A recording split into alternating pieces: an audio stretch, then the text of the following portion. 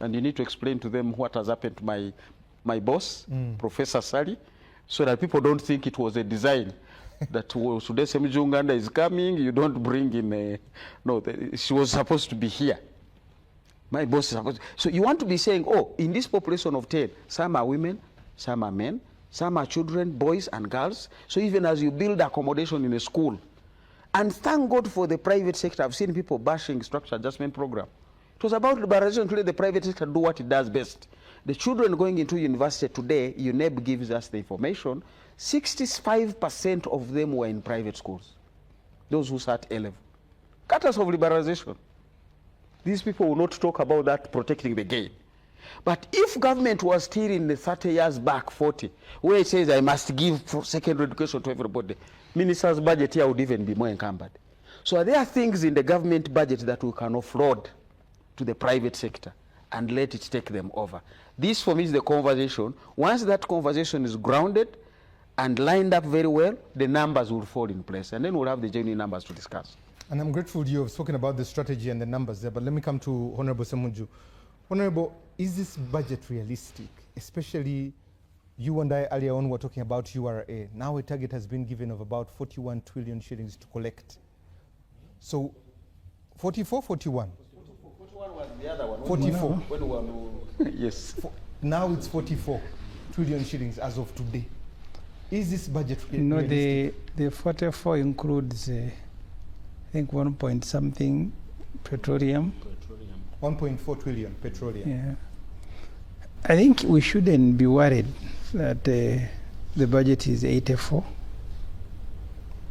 because as the professor here said, Musasizi will never collect the money.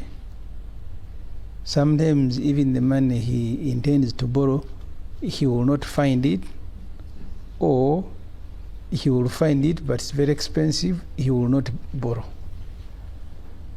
2023, 2024, I think the budget was 71, it eventually went to 78, but the actual spending was 63 trillion. Nearly 15 trillion, they never had the money. So it was just a wish list. It's like having a wedding, you want a limousine, you want 20 cows, but you salute a goat. So the wedding will go ahead, because that's what is available. But nobody will stop you from listing things that you want. And that's what Musasizi is doing. The things he wants, he draws a list and the cartoons and everything, but he will not get the money, and he knows it. But that's human, that you start by so they will never get but they have never. This particular one that you're talking about that ends in June, by half year URA has collected 16 trillion. The target half year was supposed to have been 17. They have done very well to collect 16. With the elections and everything, it will be a miracle that they will go beyond 32 trillion collection. Even the borrowing, as I said, sometimes Musasizi and his team will go to both the international market here and the money is not there. They will exhaust the money here and then get Ugandan banks to go and arrange money from outside. Sometimes so it's that the realistic budget, the question you have asked, I don't think it's a budget that will go beyond 64, 65. That should be realistic, but even that we will not be able to raise it. But for me, the argument that the professor makes is an interesting one. The NRM, I think, is more concerned with politics than the welfare. Once they have sorted the politics, everybody sees himself in the budget, even if you will never get the money, it is okay. I was reading a report, it must have been either by the World Bank.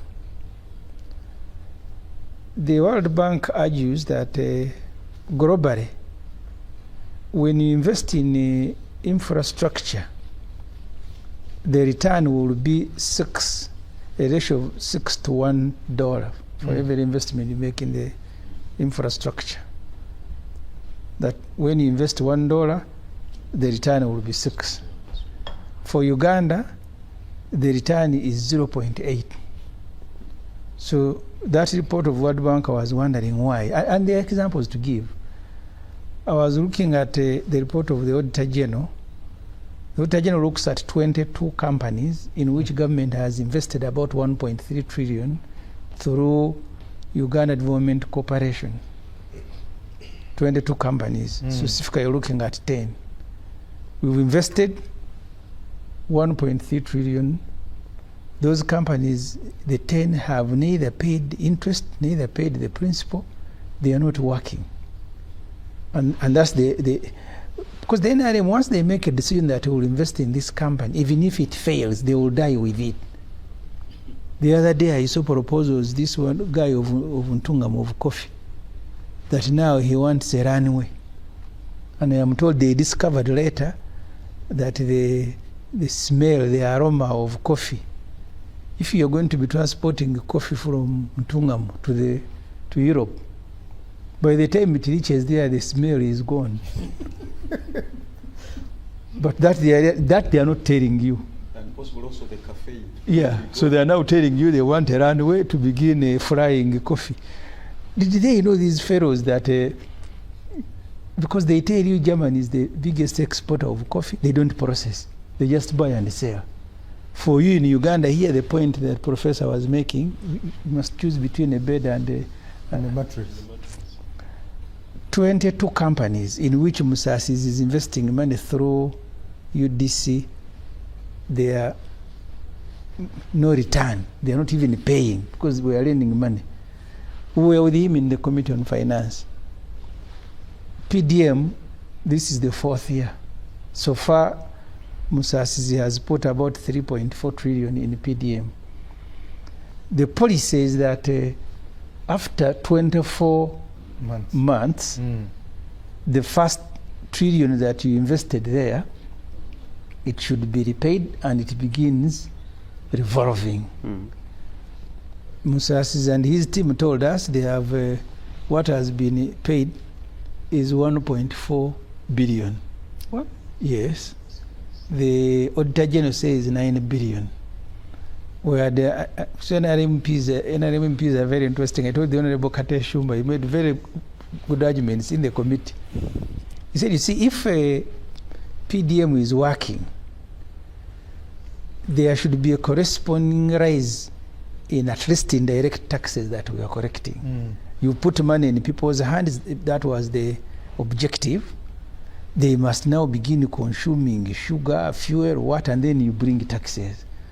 But the presentation that was made by URA, the domestic taxes are going down. Instead, it is international trade tax that are going up. So which means the economy is not, there is something wrong with the economy. So the way the NRM budgets, they are budgeting to do politics. They are more interested. I told the president one time we were on a talk show and I told him when you came here, Uganda was a project along with the way you became the project. So we invest so much in keeping you in power than investing so much to get people out of poverty. All the reports that you read, they are very stressful, and I respect them as is who are in government. I read the National Planning Authority and they tell you we have 15.8 million Ugandans of working age, 13 point something are in the private sector. 78% of them are in vulnerable jobs. If you look at the figures, they are earning less than 150 a month. And for them, when they are giving you figures of jobs, they are going to count everybody, including someone who works in a factory and is paid 5,000 a day. They will say now manufacturing is working. We have 2.8 million jobs there. But the million jobs, there are these women in my constituency. So and you look at the companies, they keep bringing them back. I asked when we visited Kira Motors, Musasi's has given them more money in the budget. Because I told them, be honest. If you want to assemble vehicles, don't pretend that you are manufacturing. Because you create pressure on yourself unnecessarily. I was in Ethiopia. Ethiopia, the military assembles vehicles. And I asked them how much of the local raw material that you are putting in this vehicle. They told me we are now at 20%. our target is about 38%. So I asked Kira Motors, tell me the percentage of raw material you are buying here to put in your factory. They told me bamboo tree. Everything else is coming from somewhere else. And Musasizi, with his boss, they will tell him, Kira Motors is doing very well. We want to sell vehicles to Nigeria. Say, what, start with the Ugandan economy? No, Uganda cases said we want 500, but they have got another supplier. So these things are good when you are presenting them to the audience that Uganda is growing. We are even manufacturing vehicles, even if you are importing them and just putting a paint and you write made in Uganda. I was reading one more report on agriculture, I think either by IMF. And they're telling you, if you want to grow agriculture where you have 78% of the population, because the minister speaks about the priorities, agro-processing. So what are you going to agro-process? Irrigation in Uganda is at 1%. Irrigation. So what are they agro-processing? They started a factory, a fruit factory in Soroti. They were importing mangoes from Kenya. Because they have not invested the way they are supposed to invest, they just throw money around to ordinary people, they go and drink it. You did the report of Otajan about PDM. Irrigation at 1%, 4% people who are using improved seeds. My mother is still harvesting her maize and she keeps some for replanting. And these are the things that the professor was talking about. You now want to start a radio. I was in Kenya. The first struggle after the railway from Mombasa was what we did carry. An order was given that all cargo coming from Mombasa must come by rail. The railway said, please, wait a minute. We bought trucks, some of them on loans. You must buy all of them for us to begin loading your cargo on your rail. So many, me I have 100, me I have this. Eventually, I don't know how they sorted, but when Ruto came back, you remember the first thing he did, he said, let people do what they want. Because under Kenyatta, cargo was supposed to leave Mombasa on railway. And it was killing the business of Mombasa, who had invested in. So you need to think, when you tell them to think about this thing, they think you're a bad man, you don't wish Uganda good. For them, they are planning, they are on the sky, they are in heaven. If you give me that budget of Musasis, first of all, I'll reduce it because I have seen the old things. I haven't looked at the full details. Today I was looking at the presidency in the morning.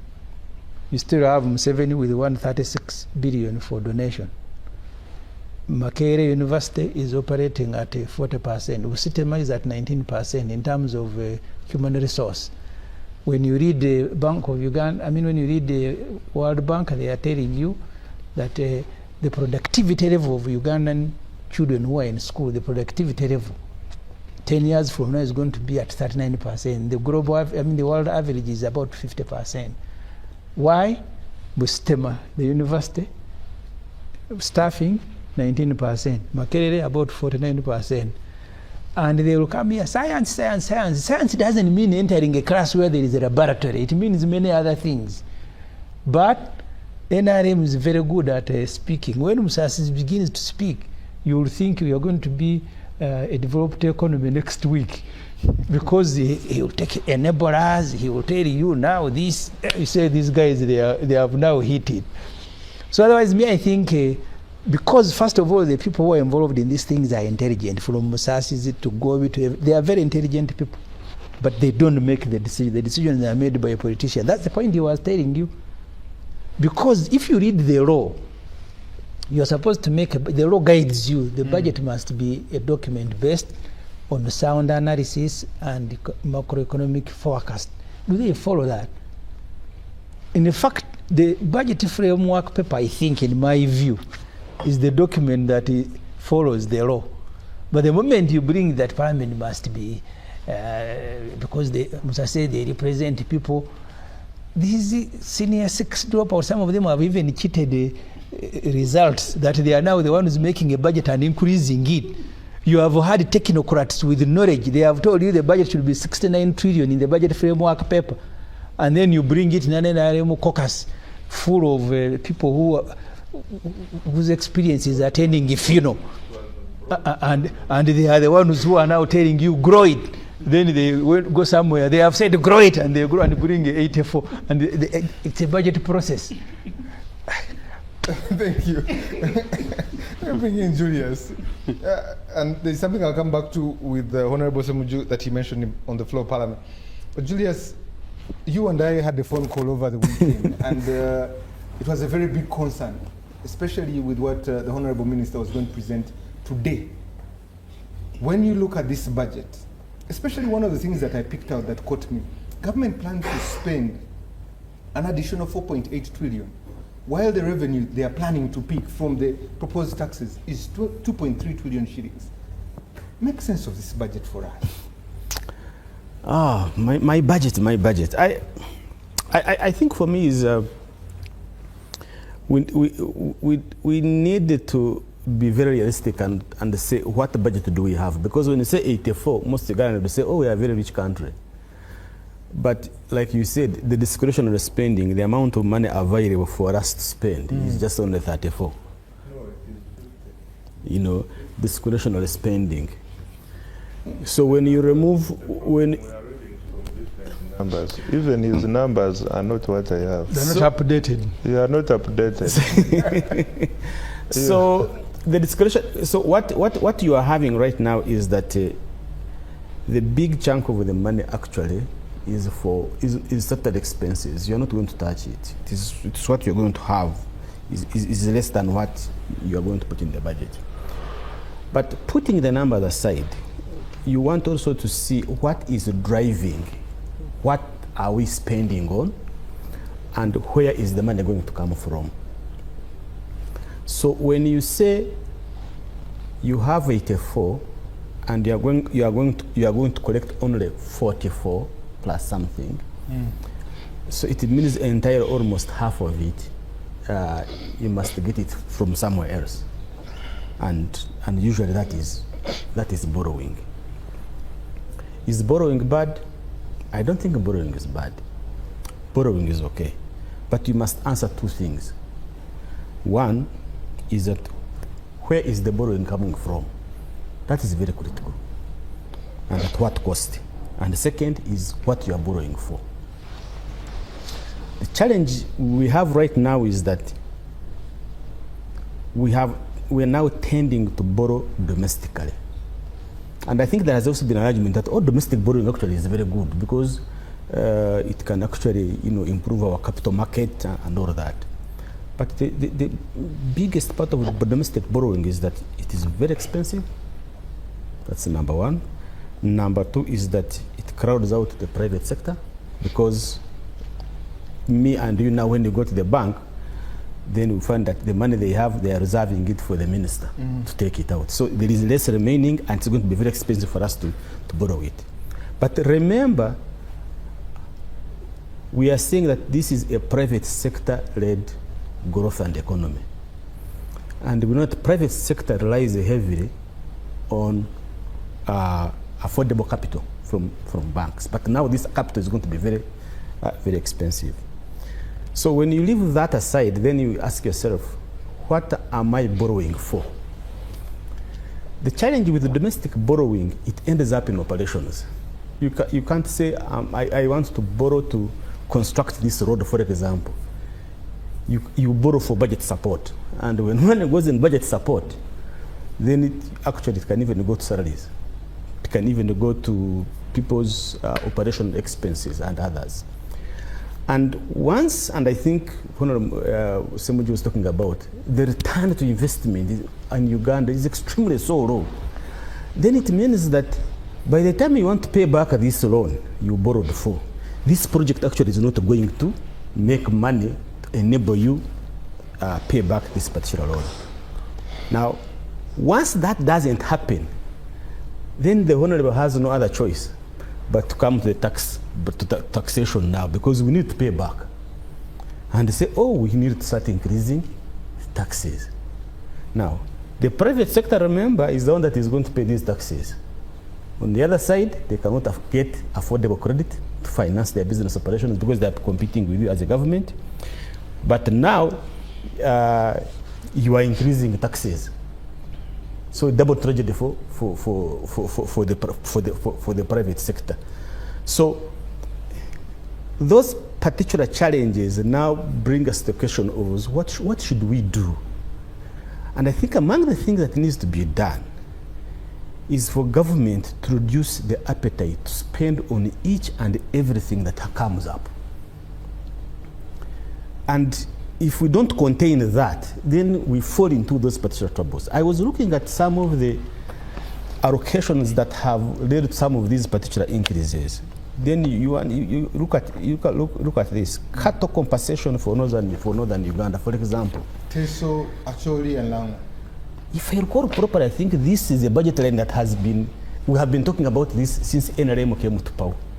Compensations of up to now we have never finished. You ask yourself, why haven't we ever finished this? Why is that every year it must appear in the budget? You want to buy vehicles for accounting officers, you want to induct political leaders, you want can't we sit down and say, this is what we're going to do this year, and this is going to be for next year? And I think when we can't agree on that, then this budget you're talking about, 84, don't be shocked if my honorable minister goes back to parliament. Now we are remaining with the core agenda to say, I think there are certain things we need to collect the figures I gave. We need to make to dot some I's and cross some T's, and it comes to 90. Why? Because the pressure that we should spend on each and everything, because the problems are always there and we shall never finish them. The pressure that every corner of this country wants something to be done now. If we can't contain that, then our ability really to focus on strategic issues is missed out. We end up actually even losing those ones that were supposed to be concentrating on. So that's when you'll find that a project that requires 100 billion to be spent on, we can only raise 50. And therefore, instead of constructing 20 kilometers, you construct 10, but the road is still impossible because you have not finished it. So I would urge government to really at the end of the day to say, what are those 10, 15 things that we need to concentrate on this year and finish them? And then others can be finished later. I loved when I heard in the parliament the Minister of Work saying, we are not going to build new roads. Let us first finish the ones that are there and also rehabilitate the old ones. That's the first good move. Because building 10 roads at a go and you can't even finish them, you rather do one and finish it and then you start another one next time. So that at least we can have more passable roads. The other part is also to deal with effectiveness in government.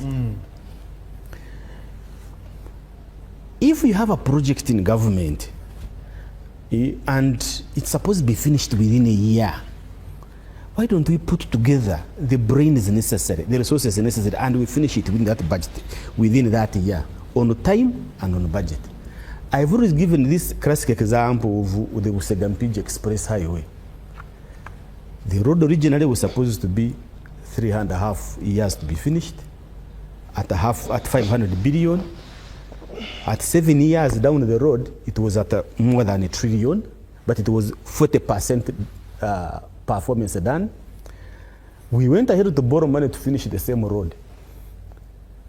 So you then want to say, had I finished this road in 5 years, what benefit would it have brought? A lot. But up to now, we haven't seen the benefits of that road because our efficiency and effectiveness to deliver on budget and on time is still a very big challenge. Julius, let me stay with you and let's get into the nitty-gritties of this budget. In this budget, one of the things that was said is the Kampala-Jinja Express. But we also have, like Dr. Mhums has mentioned, the standard gauge rail. It has a northern route that comes from Malaba to Kampala. It has to pass through the eastern districts to come here. We're having 2 priority infrastructures coming to solve an infrastructure problem. What should inform infrastructure? Before we put a road down, Jinja-Kampala Express, what should inform it? What should inform the standard gauge railway?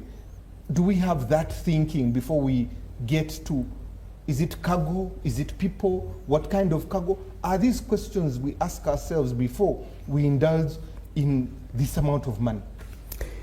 If we follow the technical advice, and I think that's another problem we have, if we follow the technical advice, the technical people would tell you what we should start with now first.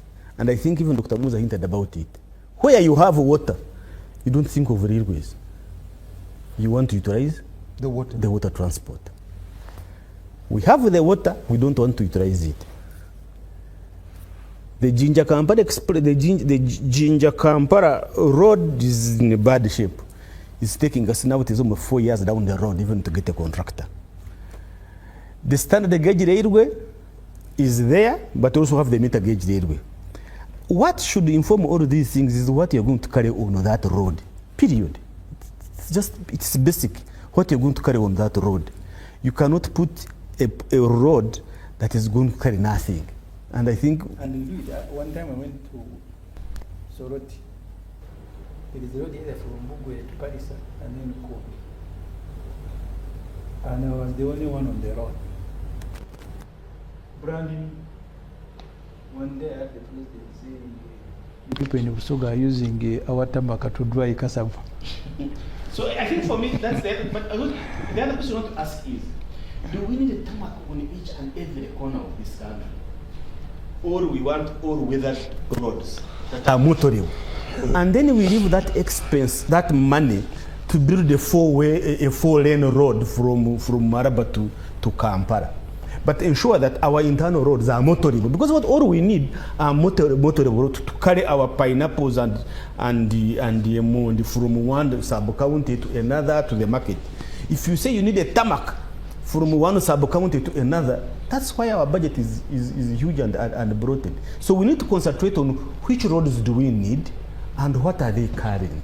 We put their resources. Which roads should be motorable or weather roads? You know, very good maram, and we also put them there.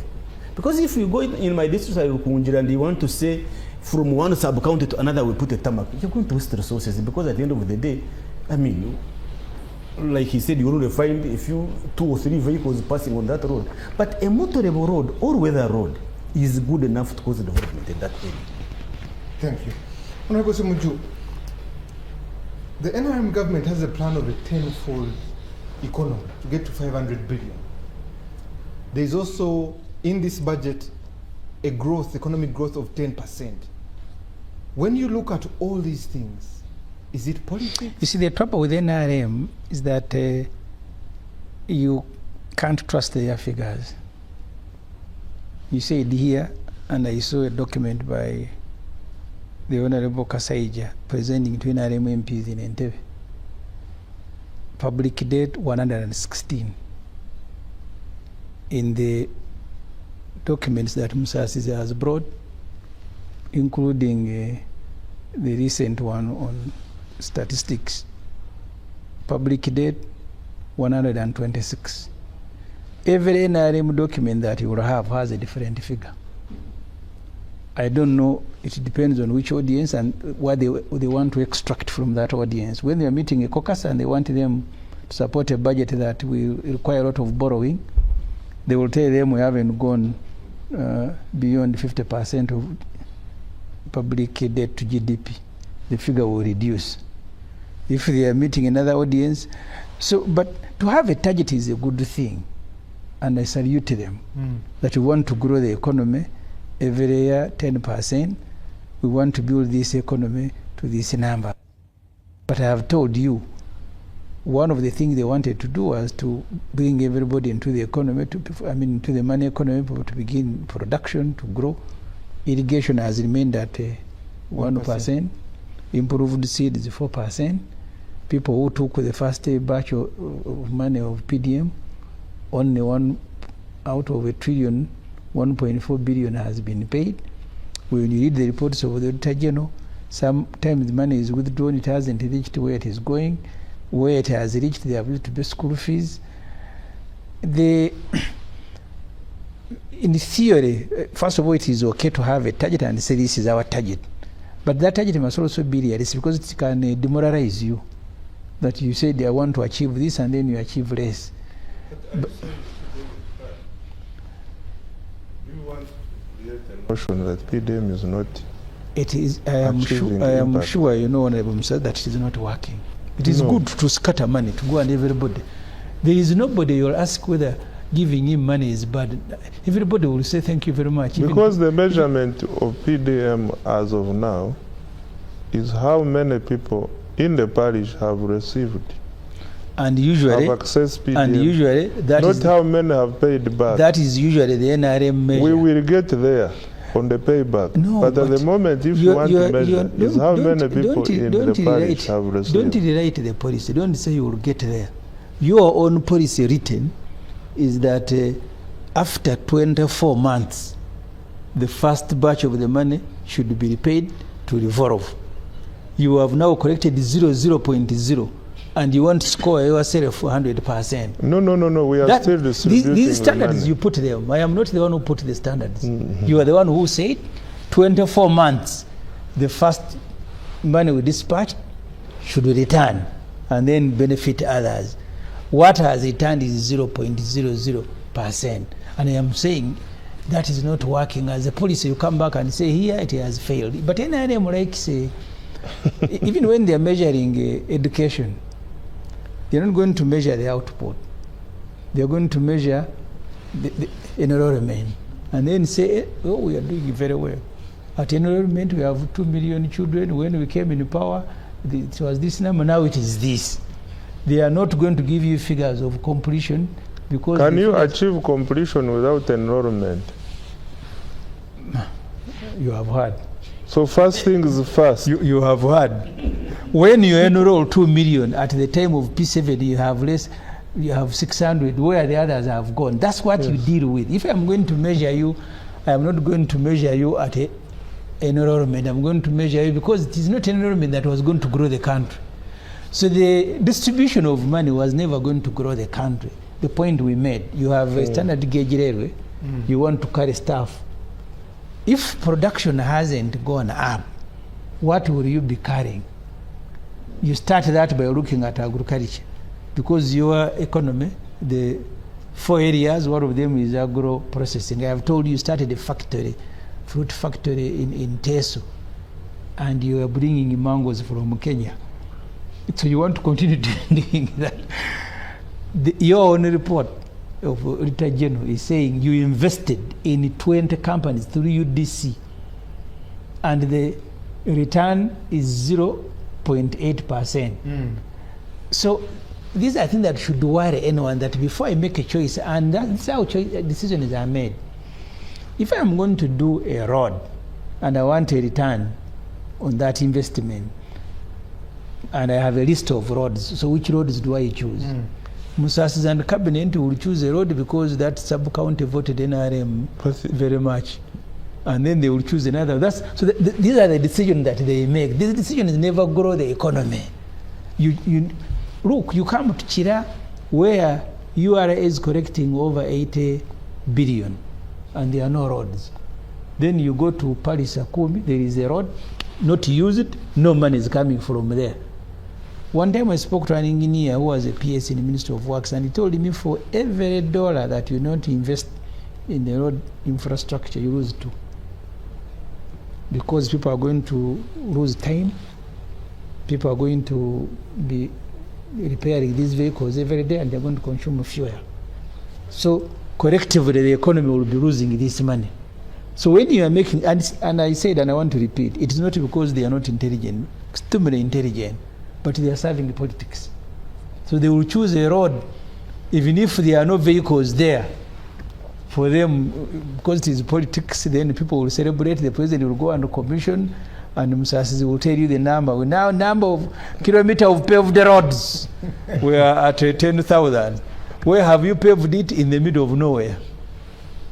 Let me give the honor. You'd like to respond to some of these things so that we can be able to take a break. Yes. Please.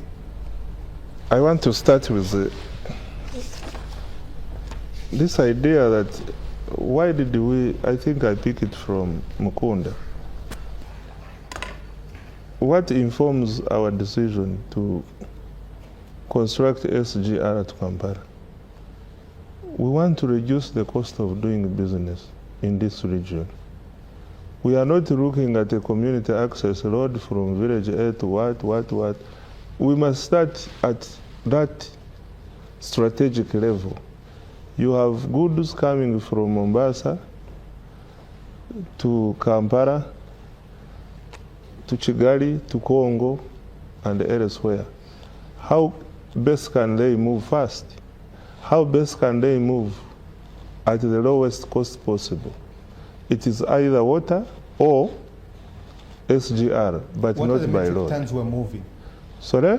What are the metric tons we're moving? You see, Because You see- the northern route comes from Malaba to Kampala. We're going to build a Jinja-Kampala Express along the same line. can you allow me submit? I'm just trying to beef up what you're responding to so that you can respond to it holistically. So bring your question So again. the question is, you have said about infrastructure. Shouldn't the tonnage or the metric tons inform that? Because I'm telling you what I'm saying. If you are to achieve the goal of facilitating trade in this region, you must improve transport, provide transport at the cheapest cost possible. we agree. You must provide electricity at the cheapest cost possible.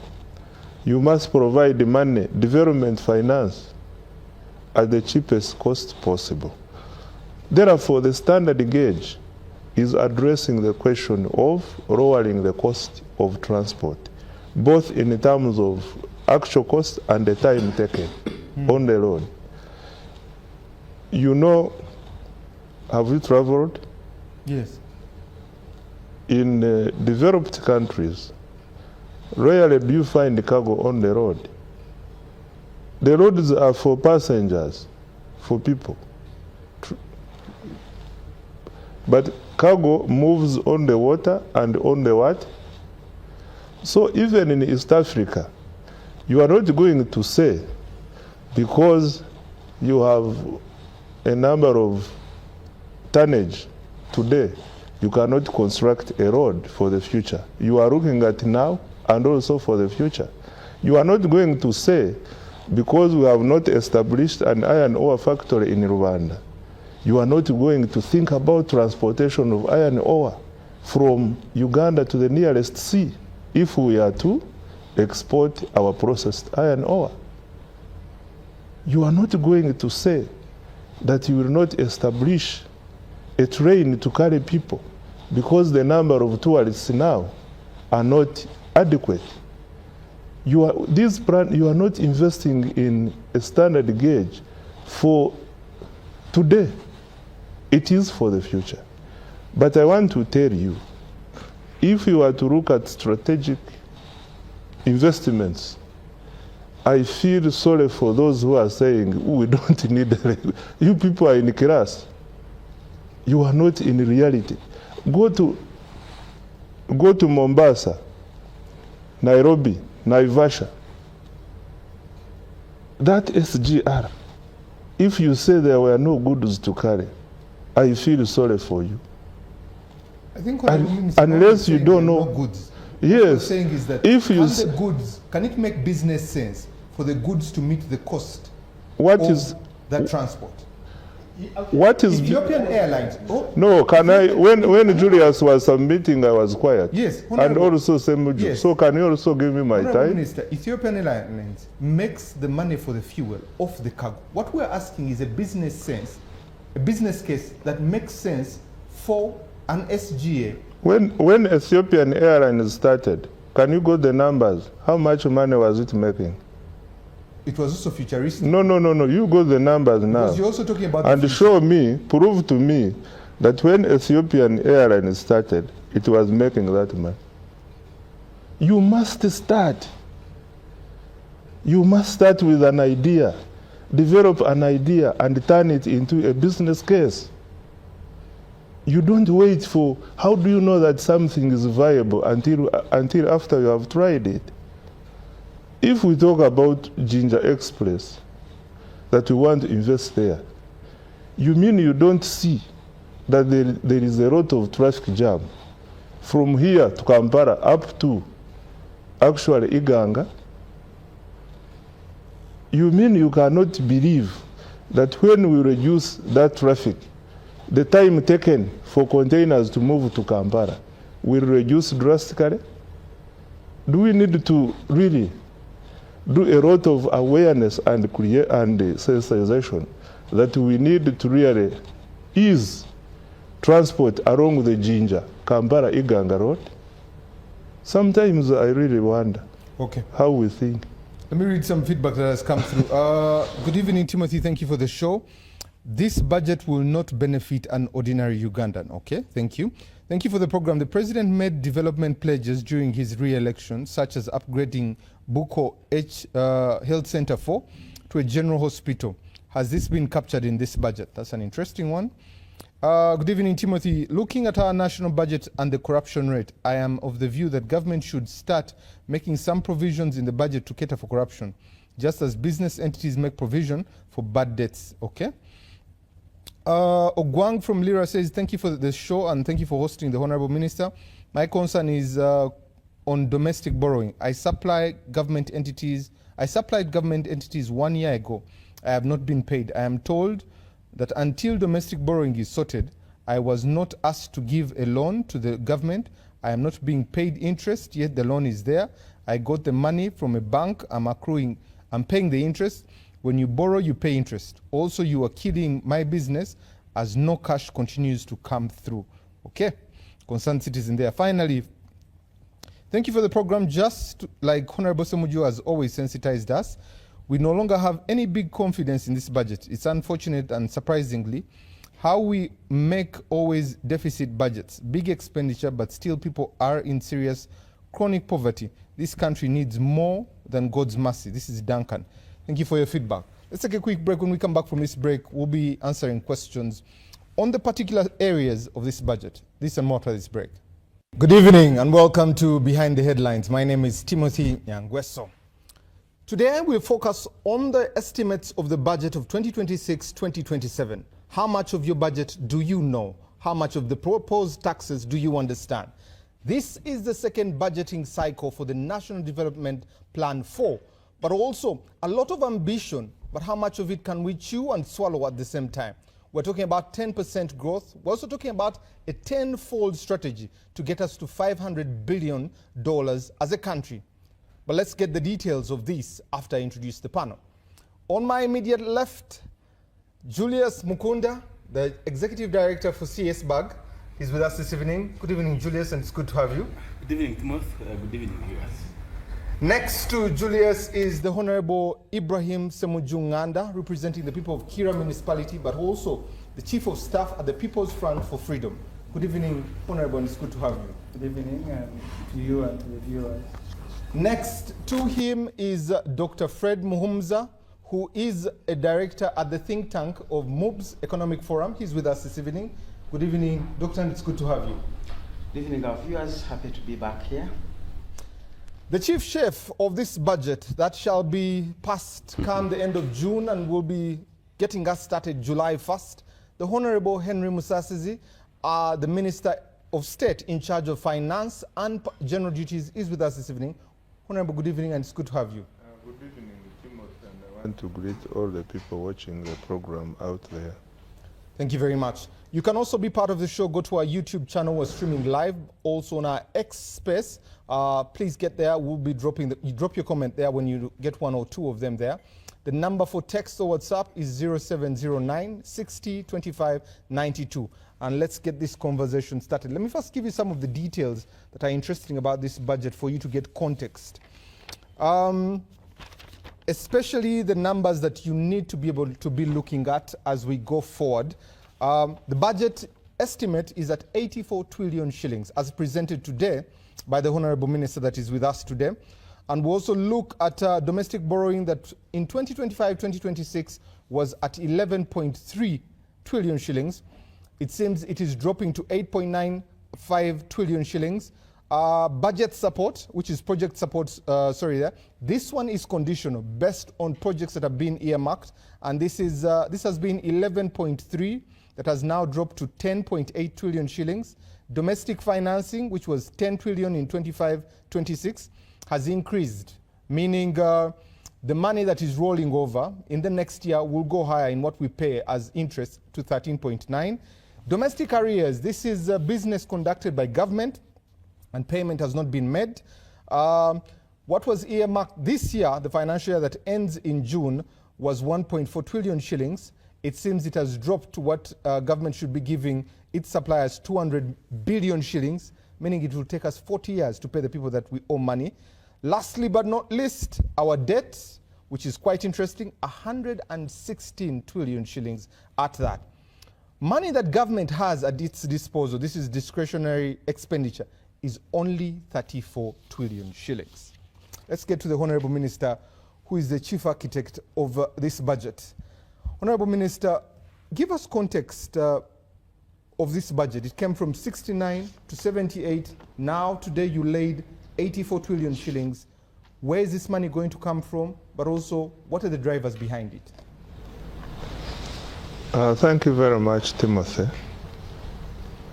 And I'm glad to be here after a long time. Yes.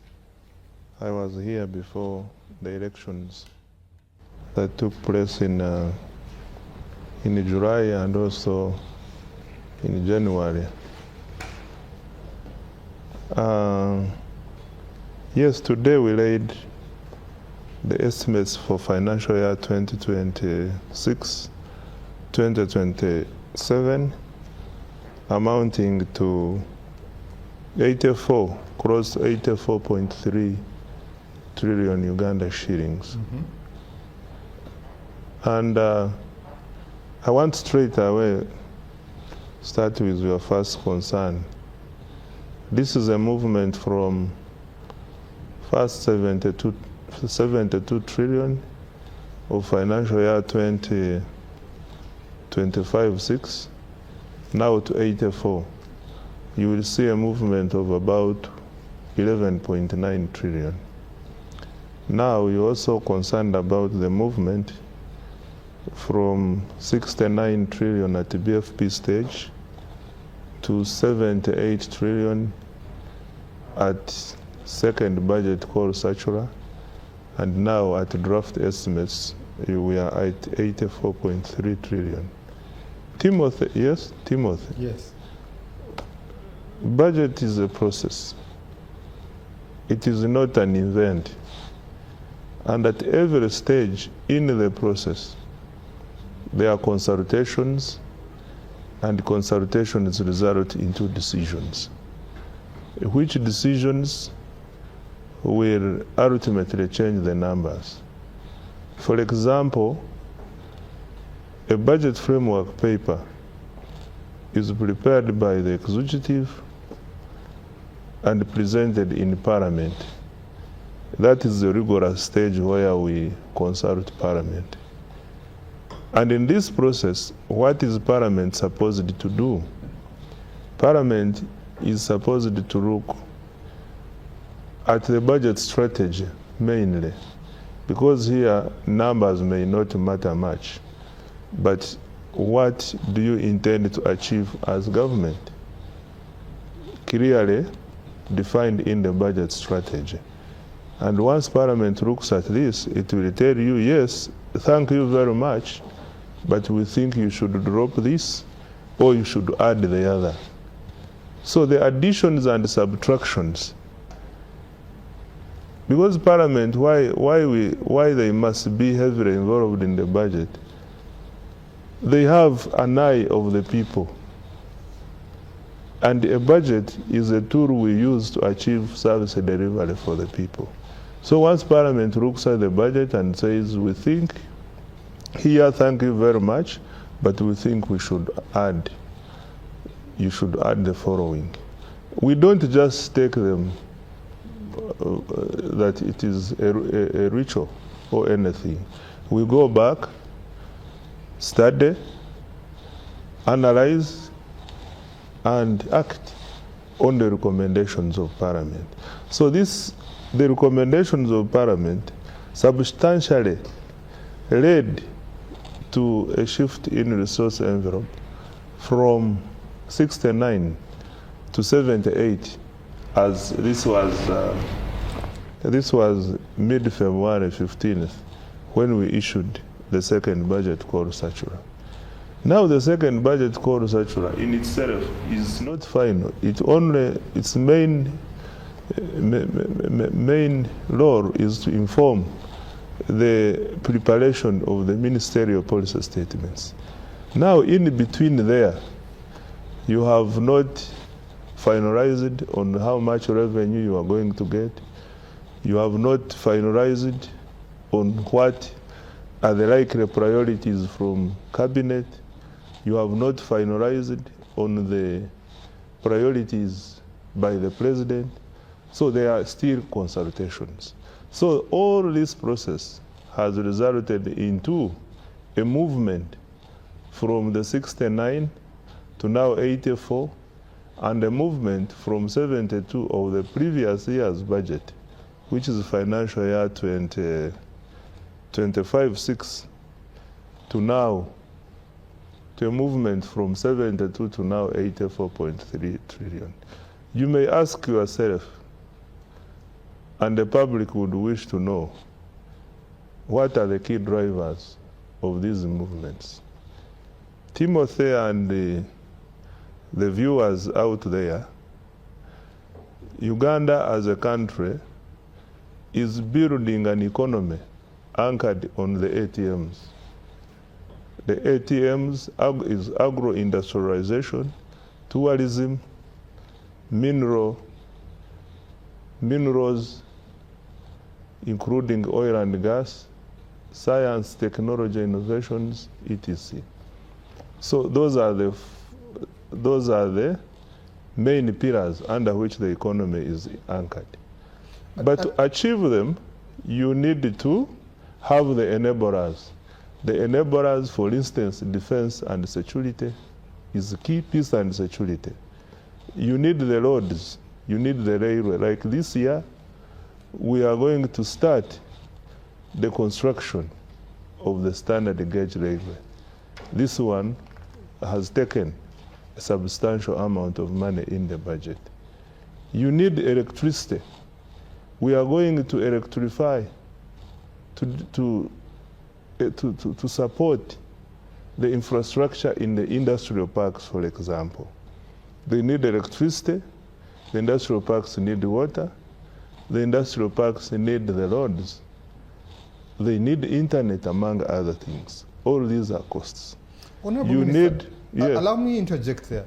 You mentioned that it's a process, and we agree it's a process. You mentioned the drivers, but you mentioned the executive, who is the president, has input. The ministerial statements have input. The parliament has input. At what point, who dictates what the resource envelope looks like? Because we have 41 trillion to collect. Yet the priorities seem to be so many. No, more than, this one thing. more than 41 trillion. Let's leave the other ones that we're talking about. But what dictates the resource envelope? Because there's so many priorities to fit in a limited budget.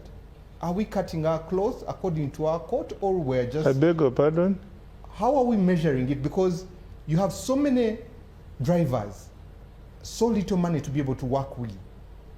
What should inform the other? Can some things wait till the next phase of the next financial year? Or does everything have to be done at the same time? No. Not everything must be done in one financial year.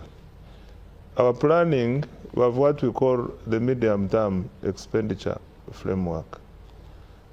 The medium-term expenditure framework normally gives a planning period of 5 years, period. So in this period, we determine what do we do now, what do we do next year, what do we do the other year. Just like that, like that. But also what informs what is to be done. You have the NDP4. The tools we use mainly is the NDP4. Our budget, when you look at our budget priorities and strategy, they speak together with the NDP4 goals.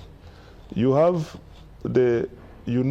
we have just come out of elections, and there is a party which has won elections. So the party manifesto of that government, which is NRM, also informs what we do now and what we do in future. Then also, from time to time, the president gives guidelines. The executive gives guidelines. The executive has what it intends to achieve, and this is achieved through the budget. Okay. So it is not that we shall do everything this year. Even when you look at, I'm sure you have been following what is coming through the ministerial policy statements. We call them challenges now. We don't want to call them unfunded priorities. We are changing the language to now say, you have the funded items in the budget, and you are appreciative. But there are challenges.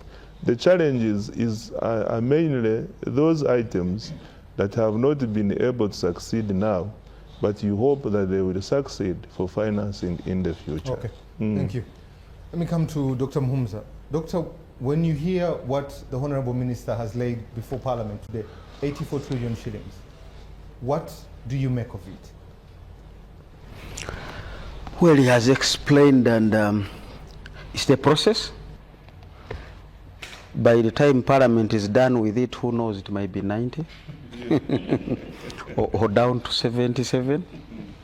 Now, fortunately or unfortunately, this process doesn't close, because even as we speak, the figure that the budget for 25-26 is 72 point something is not the actual, because we took a supplementary there of 8 trillion. So you are actually talking of 80 trillion for this year. But sometimes we still quote what was appropriated initially, as if the supplementary is an illegal process in there. Once it went to Parliament and spending has happened, you revise upwards. So literally we are moving from 80 to the 84. And now when we are going to start the year, assuming Parliament doesn't change things, sometimes the President has guided them not to change his budget, we might end up with 90 if another supplementary emerges. I have not known government budgets to go down, at least in figures. But when you look at the actual expenditures, they go down. So like the 80, if you really go in and say, what are we going to eventually spend in 2026, 2025-26, it may not actually reach the 80.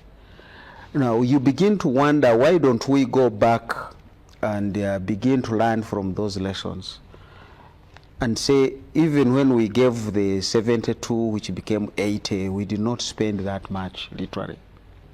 Are there things we deferred, which was your conversation? There are things which even at this point in time, we can say, we're not going to find the URA collections of 44 trillion. Now, are we going to increase the borrowing from the planned 8 to more than 8?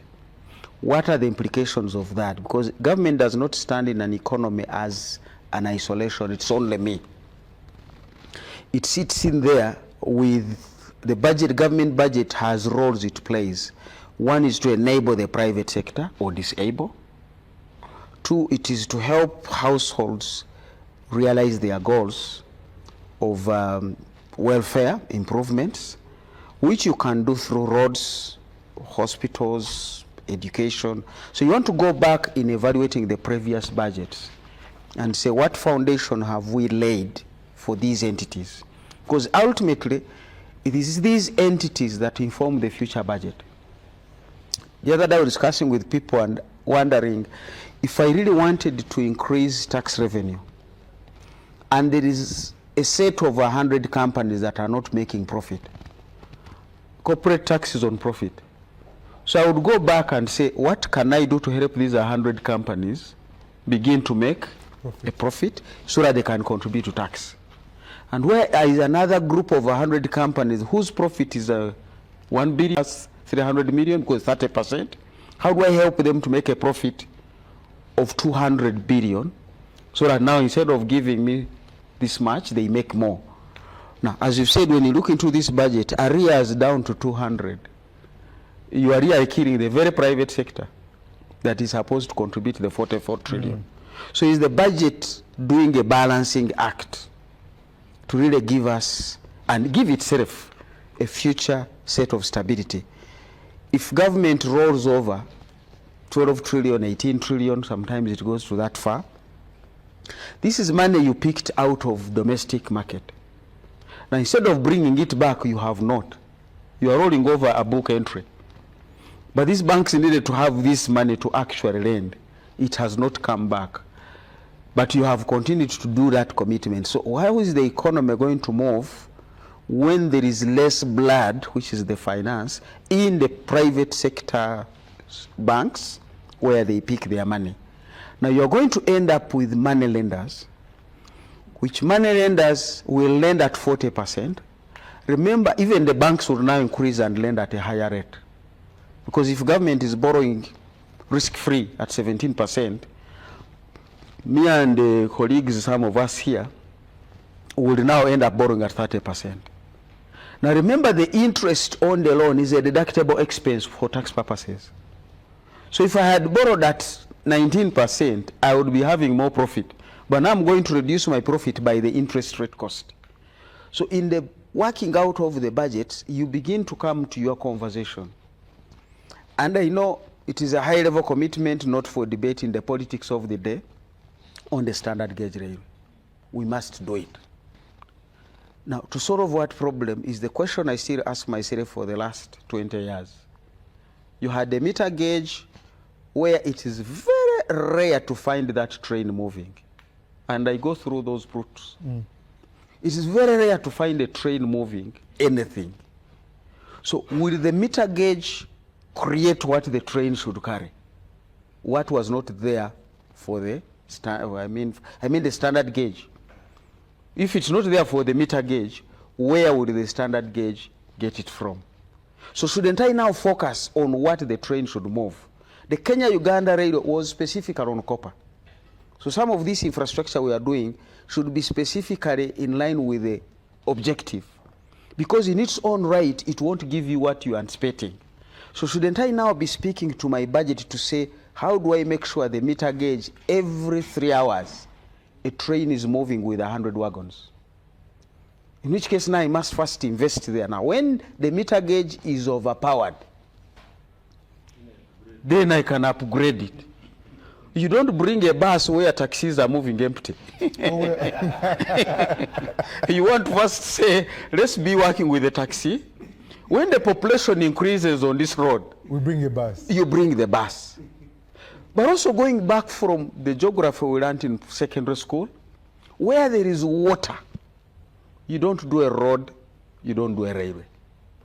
This railway, even the meter gauge, starts from Kisumu coming to Kampala. Kisumu to Kampala is Lake Victoria. So what am I really balancing out? For me, the budget is not in the numbers. As the minister has rightly put it, the budget is in the strategy. And I've written an article before. I was in Masindi on 20th February 1984. General Saleh came in with his guerrillas. They attacked the barracks. I used to see Obote soldiers bring 14 anti-aircraft millimeter guns. These guys came and found them in that barracks. They destroyed them. They didn't take them. At that phase of the war, a 14 millimeter anti-aircraft gun pulled by a vehicle was not fit for purpose. So you want to come back and say, what should my strategy be like? If I'm a poor man, what do I need between a mattress and a bed? You first buy a mattress. Sleep on the floor. When you upgrade, you'll get a bed. So I sometimes don't see the budget speaking to the strategy. But in the process, is setting long-term diversionary trends. Because right now you're going to be paying about 12 trillion interest on domestic debt alone. What if we had not borrowed? And this interest will now be available for services. Or you begin to question, fine, we borrowed. Okay, what happened to what we invested that borrowed money in? Because right now it can't give us what we need. I was reading General Katumbo Amara's submission to Parliament for this year's budget. The road infrastructure has deteriorated from 37 trillion, the stock value, to 26 point something. So even the road infrastructure, we have been putting the money, which is a great enabler of the economy. And nobody should think of this economy by relegating roads as an unfunded or now challenged sector. Because this is it. You can't have blood in your heart and it's not going to the legs and you say, but me, I have blood. No, it must move. So there are certain critical things that you must have. Security, not for debate. So how do I prioritize these critical areas, but also not forget that it's not about the railway or the road. It's about the coffee that moves on that road. It's about the tourist that moves about that road. It's about the, you know, those are the kinds of priorities and strategies that I would want to see in the 84. If I don't see them there, and the 84, as the minister rightly put, the budget is not a standalone. It is a medium term. The things I budget for today should be giving me growth in 2030. I should already be saying, where are the 8 million who began primary school last year? Where will they be for secondary in 20, when they get there? 30 what? 7 years. Then at university, am I ready for them? Okay, they will not all go for university. Which vocational schools do I take them? Where are the jobs, by the way, for them? Because they are coming. That's an automatic. Which hospitals are they going to go to? What will they be eating? So the budget is supposed to be speaking to that future, which future you must see today. So the strategy for me is where the discussion should be and not necessarily in the numbers. The moment you get in the numbers, you miss the point. Human beings are human beings, but some are women, some are children, some are what? People would already be asking, Timothy, where is the